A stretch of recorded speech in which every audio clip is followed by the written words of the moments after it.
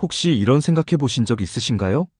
교회 안에서도 듣기에는 너무 아름답지만 성경에는 없는 메시지들에 많은 사람들이 속고 있다는 사실을요. 왜 어떤 약속들은 내 삶에서 이루어지지 않는 걸까? 한 번쯤은 궁금해 보셨을 겁니다. 오늘 이 시간을 통해 많이 전해지고 있는 5가지 가장 큰 거짓말들을 알아보고 예수 그리스도 안에 있는 진리를 통해 여러분의 믿음을 새롭게 하고 영적인 눈이 열리는 경험을 하게 되실 겁니다. 그럼 이제 시작해 보겠습니다. 첫 번째 거짓. 하나님은 무엇보다 당신의 행복을 원하신다. 많은 사람들이 이렇게 생각합니다. 하나님의 가장 큰 관심은 우리의 행복이라고요. 마치 우리의 소원을 들어주는 존재처럼 말이죠. 하지만 이 생각은 믿음의 본질을 왜곡시킵니다. 창조주의 위대함을 단순히 내 소원을 들어주는 분으로 축소시키기 때문입니다. 성경은 분명히 말합니다. 하나님의 더 큰 목적은 순간적인 기쁨이 아니라 거룩함이라고요. 예수 그리스도를 닮아가는 삶. 그것이 하나님이 우리를 이끄시는 방향입니다. 히브리서 12장 10절을 보면 하나님께서 우리를 훈련하시는 이유는 그분의 거룩함에 참여하게 하기 위함이라고 말씀합니다. 행복은 쉽게 흔들리고 금방 사라지지만 거룩함은 영원한 열매를 맺게 합니다. 이건 마치 건강한 식단과도 비슷합니다. 처음엔 맞섭고 힘들 수 있지만 결국 삶을 완전히 바꿔놓죠. 믿음의 여정도 같습니다. 만약 하나님의 뜻이 단순히 우리의 행복이라면 기독교인의 삶은 고난 없는 놀이공원 같았을 겁니다. 하지만 예수님은 분명히 말씀하셨습니다.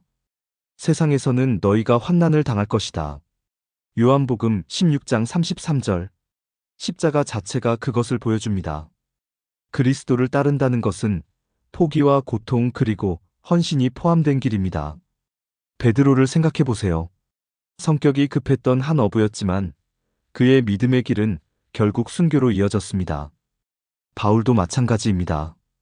감옥 안에서 빌립보서를 쓰면서 어려움이 없는 삶이 아니라 주 안에서의 기쁨을 이야기했습니다.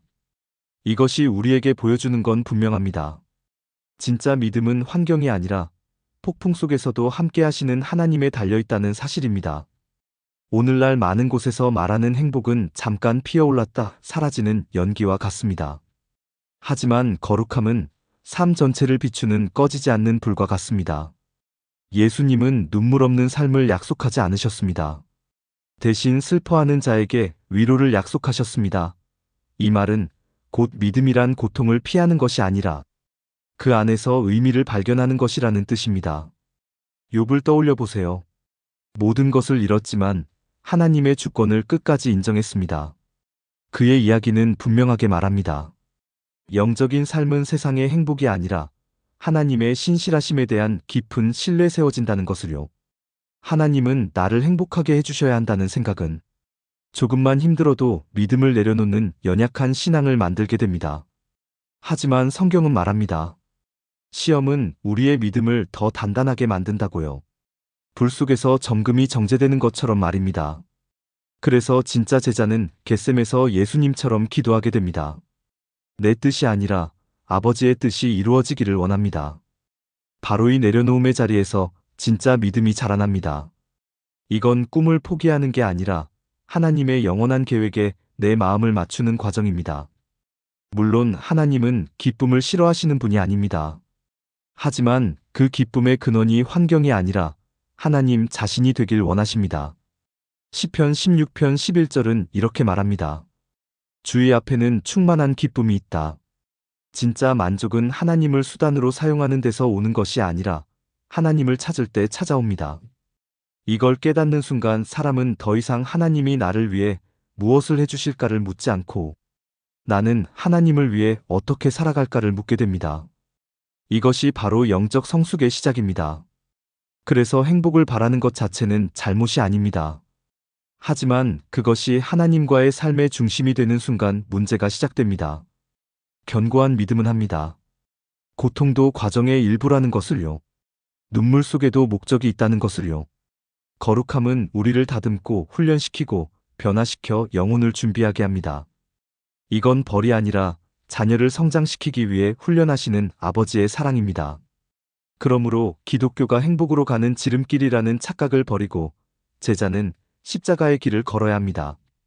그 길에서야 비로소 예수 그리스도 안에 있는 진짜 생명의 가치가 드러납니다. 두 번째 거짓. 진심으로 믿기만 하면 어떤 믿음이든 하나님께 간다. 우리는 지금 무엇을 믿든 진심이면 된다는 말을 자주 듣는 시대에 살고 있습니다. 이 말은 듣기에는 따뜻하고 포용적인 것처럼 보입니다. 하지만 성경적인 진리는 아닙니다. 만약 이 말이 사실이라면 예수님의 십자가는 필요 없었을 것입니다. 그분의 희생은 아무 의미도 없어졌겠죠. 요한복음 14장 6절에서 예수님은 분명하게 말씀하셨습니다. 나는 길이요, 진리요, 생명이다. 나를 통하지 않고는 아버지께로 갈 사람이 없다. 여기에는 해석의 여지가 없습니다. 여러 길 중 하나가 아니라 유일한 길이라고 말씀하신 겁니다. 믿음은 단순한 진심이 아니라 하나님이 드러내신 진리 위에 서야 합니다. 생각해 보세요. 어떤 사람이 가짜 약을 진심으로 믿는다고 해서 그 약이 병을 고쳐주진 않습니다. 영적인 삶도 마찬가지입니다. 아무리 진심이라도 진리를 대신할 수는 없습니다. 믿음에는 기초가 필요합니다. 그 기초는 바로 하나님의 말씀입니다. 그래서 바울은 갈라디아서 1장 8절에서 천사가 다른 복음을 전해도 그것을 거부하라고 말했습니다. 이건 선의의 문제가 아니라 하나님이 정하신 구원의 길에 머무느냐의 문제입니다. 모든 믿음이 하나님께 간다는 생각은 모든 것을 동일하게 보려는 다원주의에서 나옵니다. 하지만 현실을 보면 종교들은 서로 모순되는 주장들을 합니다. 어떤 곳은 예수님의 신성을 부정하고 어떤 곳은 성경을 하나님의 최종 계시로 인정하지 않습니다. 만약 이 모든 것이 다 맞다면 하나님은 동시에 맞다와 틀리다를 말하는 모순된 존재가 되고 맙니다. 하지만 하나님은 질서와 진리의 하나님이십니다.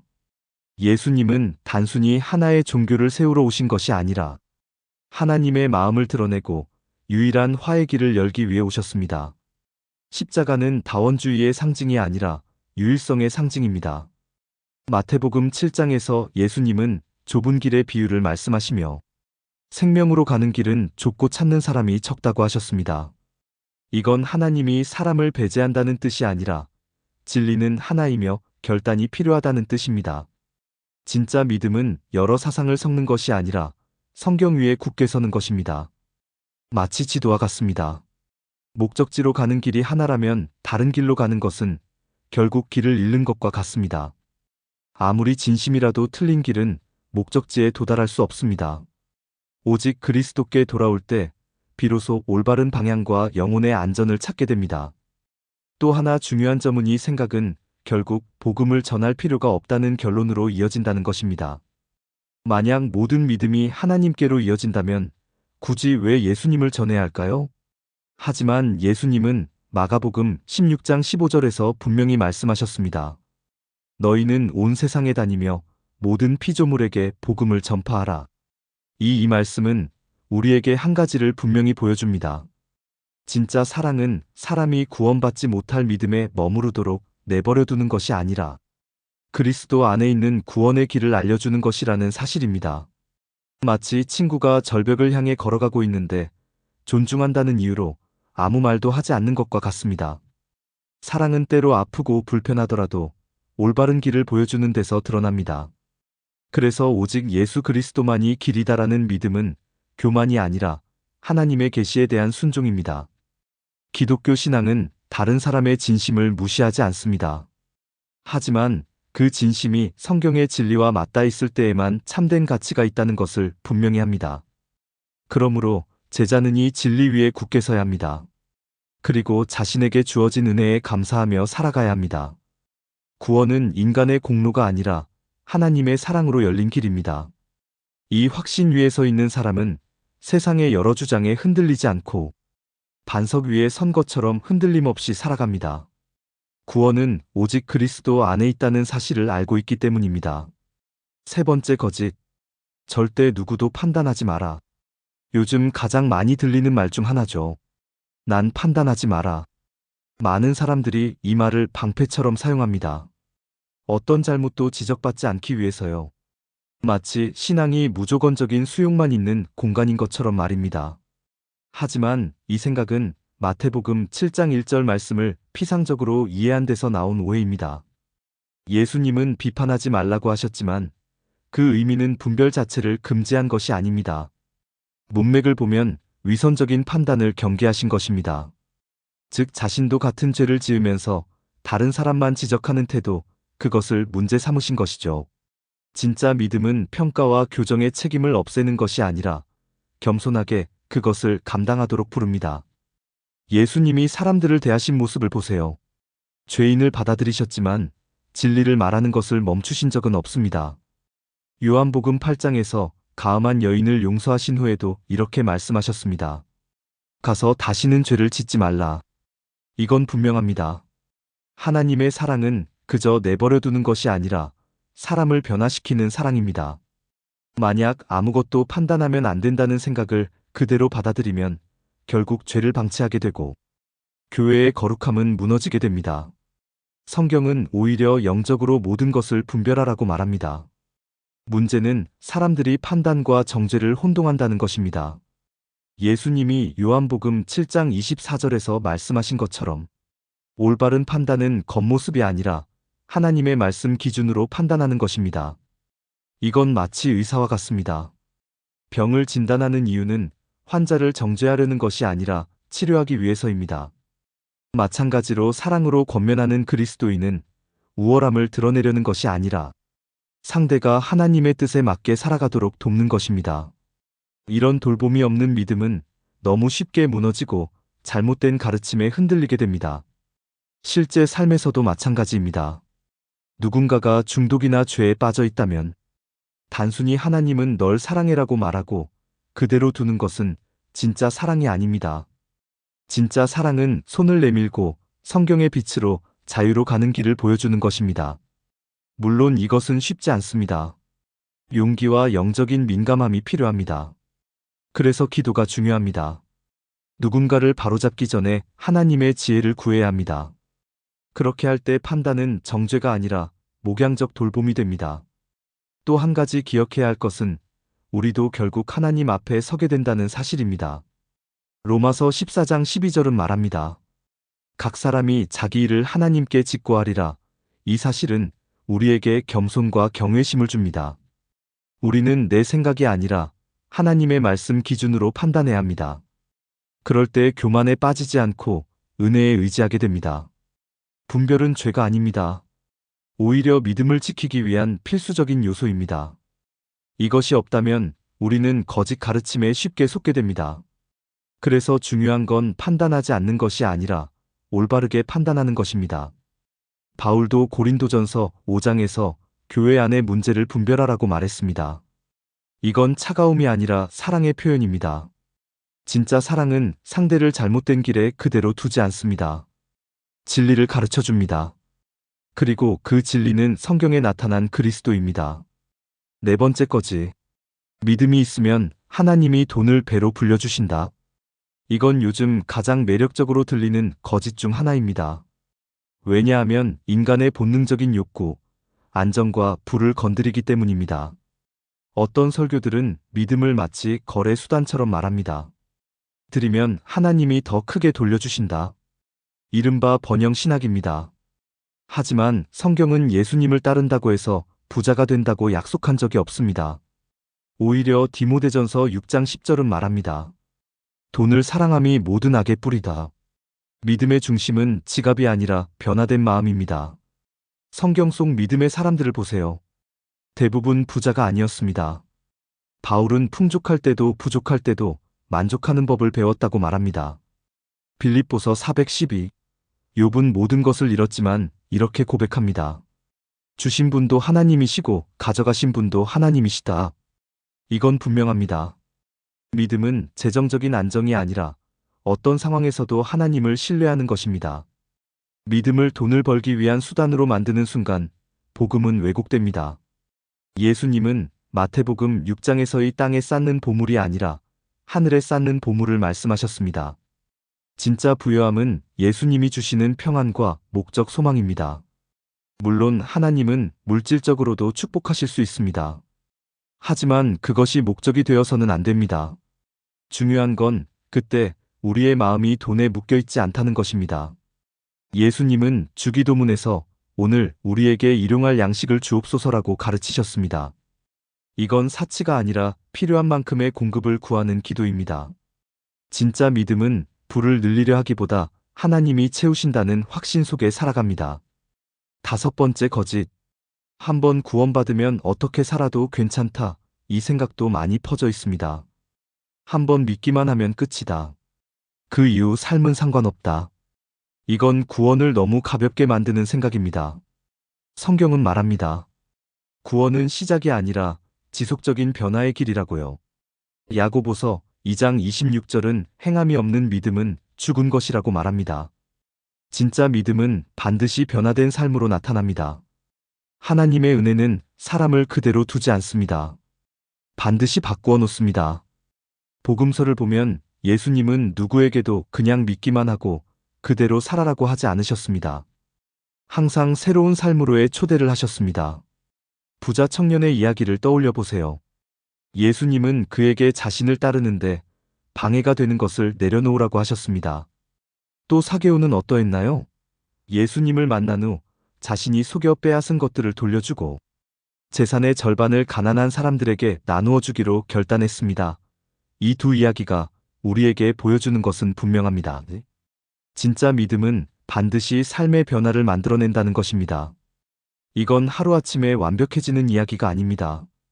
성령님의 인도하심 속에서 거룩함을 향해 나아가는 여정입니다. 사도 바울도 빌립보서 2장 12절에서 이렇게 말합니다. 두렵고 떨림으로 너희 구원을 이루라. 이 말은 구원이 인간의 노력으로 이루어진다는 뜻이 아닙니다.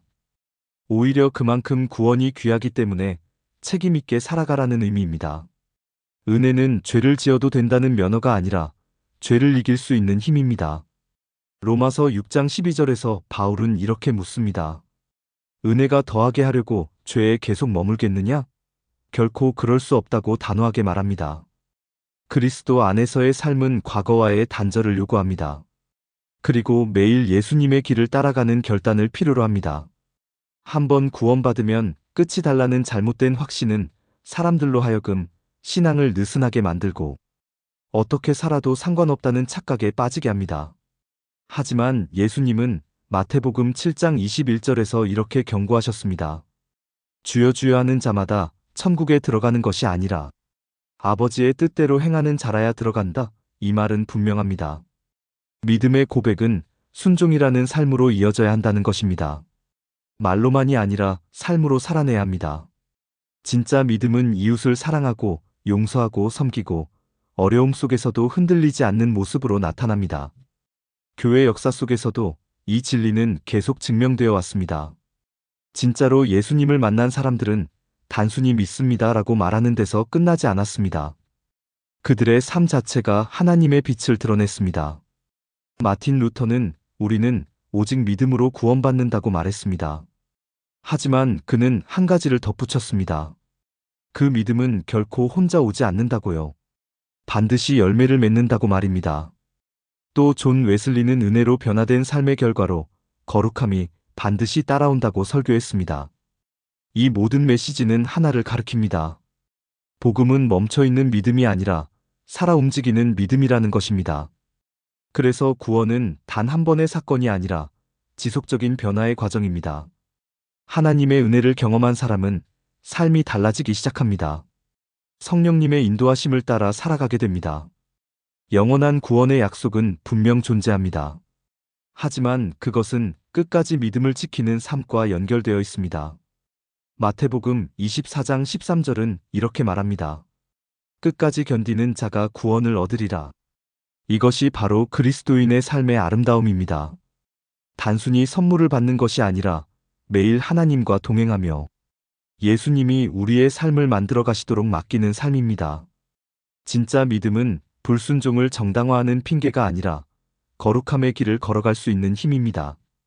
이제 여러분께 질문드립니다. 지금까지 살면서 가장 크게 믿고 있었던 영적인 거짓은 무엇이었나요? 다음 메시지에서 다시 만나요.